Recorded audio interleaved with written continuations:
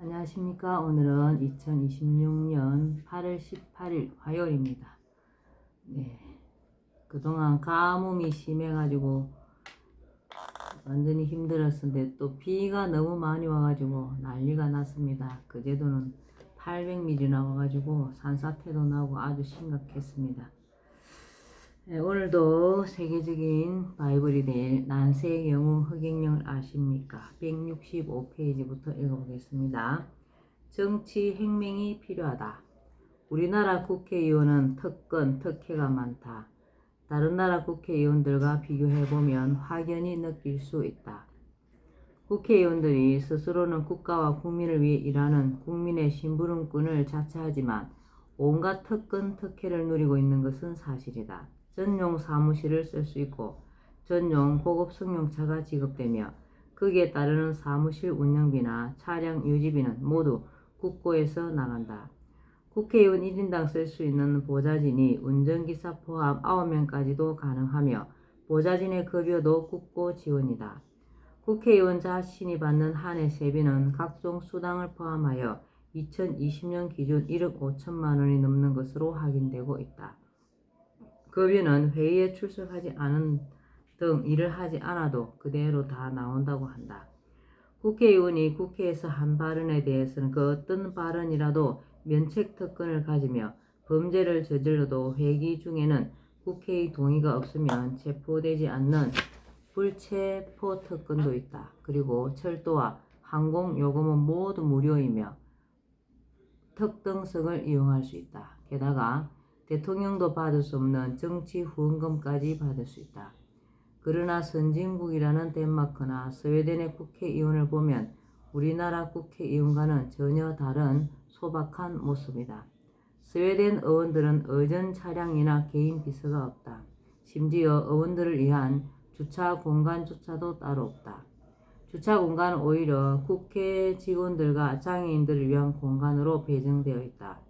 국가 1인당 GDP 대비 국회의원 보수 수준은 우리나라는 세계 3위인데 비하여 스웨덴은 24위에 불과하다.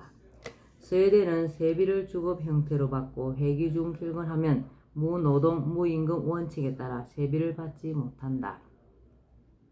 덴마크의 경우도 의원들은 거의 봉사에 가깝게 의원직을 수행한다. 덴마크 의원들의 상당수는 자전거로 출퇴근한다. 하루 평균 12시간을 일하며 비서 1명이 2명의 의원을 보좌한다. 무노동, 무임금 원칙이 철저히 적용되어 정해진 회의에 참석하지 않으면 그 시간만큼의 수당을 주지 않고 발언권도 박탈한다. 국회의원 수 축소와 명예직화. 30년 전부터 나는 국회의원을 100명으로 축소하고 월급을 주지 않는 무보수 명예직으로 전환하자고 주장해왔다. 지금도 이러한 생각에는 변함이 없다. 그들의 보좌진 급여에 대한 국고 지원을 중단하고 꼭 필요한 사항 외에는 차량 지원과 각종 특권도 없애야 하는 것은 말할 것도 없다고 본다. 이러한 조건에서도 일할 사람은 얼마든지 있다고 생각한다. 그리고 이들이야말로 사심 없이 국가와 국민을 위해 일할 사람들이다. 절대 현실성 없는 이야기가 아니다. 국회의원을 무보수 명예직으로 하면 진정으로 나라와 국민을 위해 봉사할 사람이 나와 헌신적으로 일할 수 있고 국가 예산을 절약할 수 있다. 국회의원 수도 대폭 줄여야 한다. 나는 100명 정도면 충분하다고 본다. 국회의원 수를 100명으로 축소해도 되는 이유는 그 숫자만으로도 얼마든지 입법부 역할을 충분히 할 수 있기 때문이다. 1석당 인구가 얼마라는 식으로 다른 나라들과 단순 비교할 필요는 없다. 한국의 민주주의는 미국으로부터 들여온 대통령 중심제이다. 따라서 미국의 상하원 의석수와 비교해보는 것이 합리적이다. 미국은 국토가 한반도보다 거의 약 44배나 큰 나라이고 인구수도 우리의 6배가 넘는 약 3억 3천만 명에 달하지만 연방의회 상원 의원 수는 100명에 불과하고 임기 2년인 하원 의원은 435명 정도에 머무르고 있다. 그렇다고 미국 정치가 잘 돌아가지 않는다는 이야기는 아직 없다. 그런데 오히려 국회의원 수를 줄이기는커녕 늘려야 한다는 주장이 정치권에서 나오기도 한다. 근래에 연동형 비례대표제로 선거제도를 개편하려는 논의가 한창이었을 때 국회의원 정수를 확대하자고 주장하는 사람들이 있었다. 정당 득표율만큼 의석수를 갖도록 하기 위해서는 최소 330석 이상의 의원 정수 확대가 불가피하다는 주장이었다. 물론 국민의 저항을 고려해서 국회의원 특권을 축소하자는 단서를 붙이기는 했다. 그런데 이렇게 주장한 데는 현역 국회의원들의 비례대표 의석수를 늘리는 것 때문에 지역구 의석수를 줄이는 것은 절대 불가하다고 반대하고 나섰기 때문이었던 것으로 알려져 있다. 현역 지역구 의원들이 자신들의 이해관계가 걸린 부분에 대해 전혀 양보하려 들지 않으니까 국회의원 수를 늘리는 방안을 생각한 것이다. 당장 국민적 저항을 면해보고자 국회의원의 특권 특혜를 줄이는 것을 조건으로 하여 국회의원 의석수를 늘린다고 할 때 축소된 국회의원의 특권이 이후에도 그대로 유지될 것을 믿을 만한 국민이 과연 있을지 의문이다. 지방의회 의원들을 처음에는 무보수 명예직으로 한다고 하고는 지방의회를 설치하고 이후 슬그머니 보수를 받는 유급직으로 바꾸어버린 것처럼 축소시킨 국회의원 특권과 특혜에 대해서도 그렇게 되지 않으리라는 보장이 없다. 더구나 국회의원의 특권 특혜는 국회의원들이 스스로 정한다. 눈 가리고 아웅하는 것에 불과할 수 있다. 물론 이후 국회의원 정수를 늘리자는 주장은 총 의석수를 기존대로 유지하고 연동형에서 준연동형 비례제로 바꾸면서 밀려나긴 했지만 그러한 발상이 나온 자체가 기회만 있으면 정수 확대 주장은 언제든지 다시 고개를 들 수도 있다고 본다. 거대 양당의 역사적 편법. 말을 시작한 김에 연동형 비례대표제와 관련하여 거대 정당들이 저지른 커다란 잘못에 대해 한마디 하고 넘어가야겠다. 연동형 비례대표제는 총 의석수를 정당 득표율로 정하고 지역구에서 당선된 숫자를 뺀 나머지 의석수만큼 비례대표 의석수를 주는 안이다. 이러한 연동형 비례대표제에 대한 논의는 군소정당 비례대표 후보들도 당선될 확률을 높여주려는 대승적인 제도로 모처럼 좋은 취지에서 시작된 일이었다.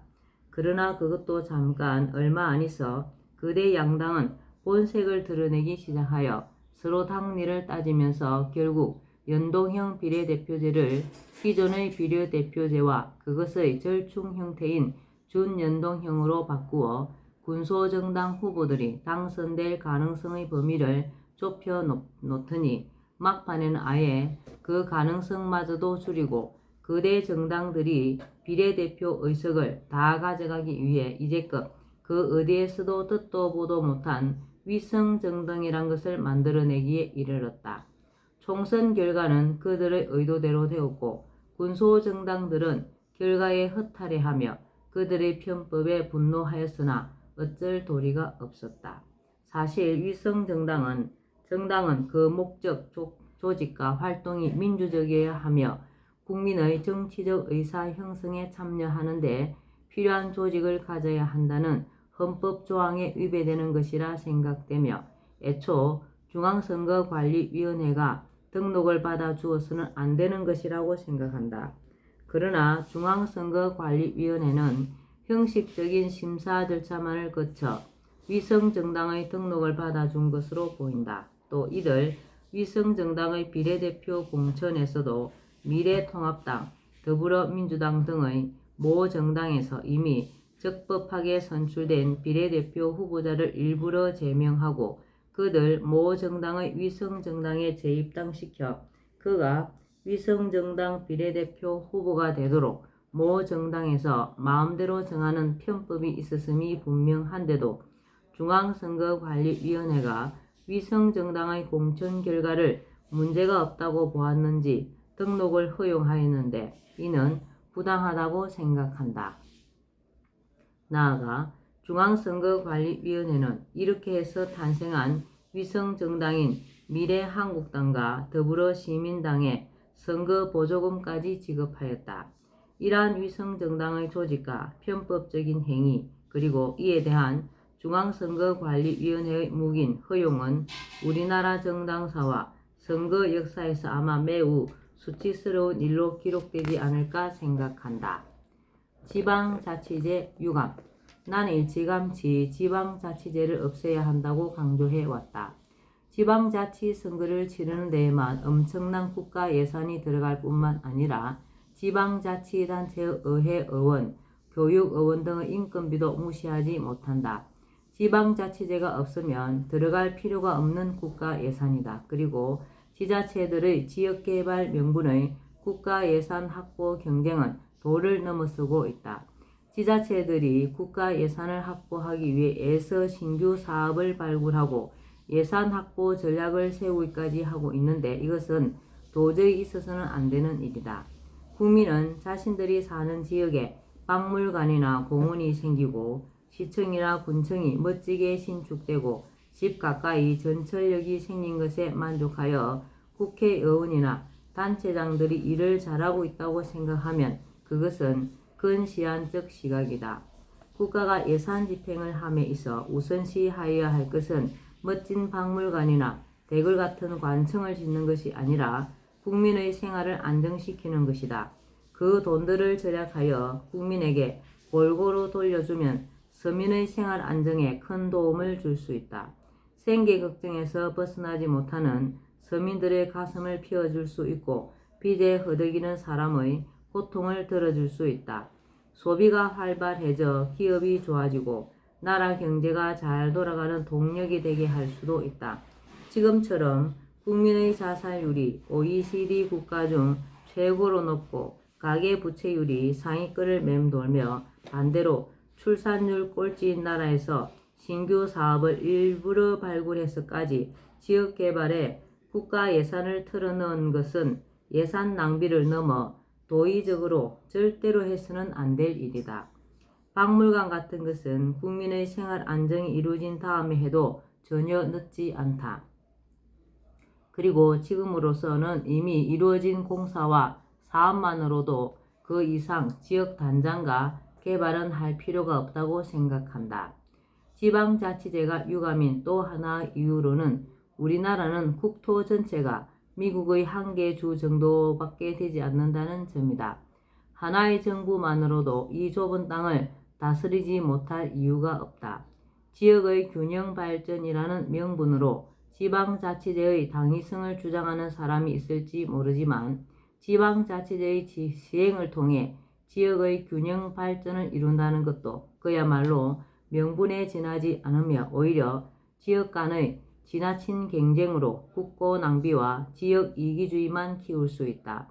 지방자치단체의 지역 이기주의가 국가적으로 낭패를 가져온 것은 한두 번이 아니다.